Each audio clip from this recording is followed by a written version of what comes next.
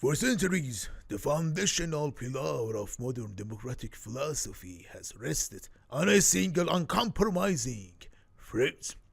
No one is above the law.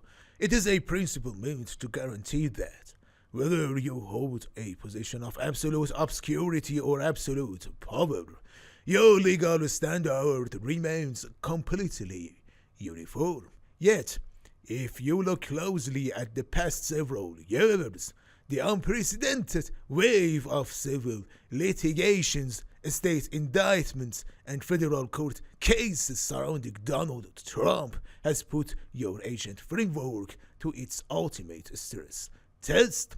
But you aren't here for a generic legal breakdown of specific verdicts or statutory defenses. You are looking at something far more profound. You are about to dissect what happens to your public trust when the court of public opinion clashes directly with the court of law. You are going past the headlines. In a traditional legal setting, a courtroom is designed to function as an isolated sanctuary of objective reality, a space where rhetoric is strictly filtered by rules of evidence, and where your outside noise of political alignment is supposed to fall silent. However, throughout his extensive legal battles, from New York State courtrooms to federal immunity debates, Donald Trump fundamentally altered this dynamic right before your eyes by treating his legal proceedings not as an existential threat but as a hyper-visible platform for messaging. He transformed the physical courthouse into an extension of his political campaign. He forced you to choose a side. To his supporters, every indictment became proof of an institutional conspiracy. To his detractors, every delay became proof of an uneven system. You are required to question this phenomenon because if you begin to view your highest legal institutions solely through the lens of a political identity game, your very concept of objective justice collapses.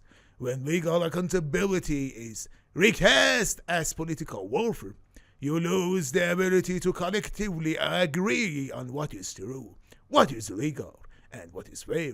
You must look past the immediate legal strategy to understand how this shifts your cultural baseline because you refuse to be a blind consumer of the spectacle. This brings you to a fundamental question regarding the nature of your modern democratic institutions. When a highly influential figure transforms their private legal jeopardy into a public symbol of institutional corruption, does Donald Trump expose a legal system that was already systematically weaponized against political outsiders? Or does the media strategy of Donald Trump fundamentally erode the fragile public trust required for your democratic legal institutions to survive? Landmark legal precedents, ranging from historic arguments on absolute presidential immunity to current battles over executive orders, have forced the judiciary to define the outer perimeters of presidential power over your life. Donald Trump's legal architecture operates on the premise that an elected leader requires uninhibited sweeping authority to execute your collective will, independent of judicial micromanagement or administrative interference. You need to dissect this specific question because it forces you to evaluate the delicate equilibrium between your stability and your accountability. If a leader is completely restricted by the threat of future legal prosecution, your governance becomes paralyzed. if a leader is granted expensive, unreviewable immunity, the foundational principle of your checks and balances system faces absolute obsolescence. You must understand the long-term precedent being set for your next century of leadership.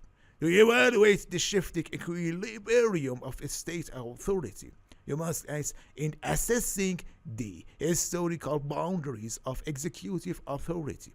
Does the expensive legal defense championed by Donald Trump safeguard the necessary independence of the presidency from political prosecution, or does the executive model of Donald Trump set a dangerous precedent that subverts the constitutional promise of your equal accountability under the law? Finally, you must examine the socio-political phenomenon of martyrdom within your digital age. Historically, a legal indictment or a criminal conviction was considered as an absolute disqualifying end to a public figure's career. It signaled a breach of the social contract that separates the individual from legitimate power. Yet, the legal history of Donald Trump reveals a complete inversion of this role to your brain. Every legal escalation, fine, and court appearance was met with a massive surge in Donald capital, algorithmic visibility, and intense supporter loyalty. Legal adversity did not diminish his influence over you. It consolidated, turning standard legal accountability into a potent engine for social dominance. You need this question because it exposes a profound mutation in how your human societies assign status and legitimacy. If your culture reaches a point where legal reprimand acts as a form of social currency, then the traditional mechanisms of societal deterrence no longer function. You must analyze whether your collective relationship with authority has shifted from evaluating a leader's adherence to rules to evaluating their willingness to break them. You are watching a live rewrite of the roles of power. This brings you to your final value judgment. When legal penalties actively increases a public figure's financial and political influence, does the enduring loyalty surrounding Donald Trump prove that modern audiences care more about disruptive loyalty than institutional integrity? Or does the legacy of Donald Trump reveal that standard legal accountability is an ineffective tool against an entirely new class of digital era power that seeks to manipulate your focus? We explore these deep questions because focusing exclusively on the dramatic arguments inside the courtroom misses the larger historical shift happening outside of it. And you know it. The trials of Donald Trump are more than just isolated legal events. They are a culture laboratory revealing the true fragility of your shared institutions. Precedents are easy to break, but nearly impossible for you to rebuild. When the dust settles on these historic court battles, what kind of legal system will be left behind for you? Share your elite evaluations and hypotheses in the comments below. Let us discover the answers together. Thank you for watching the value of questions.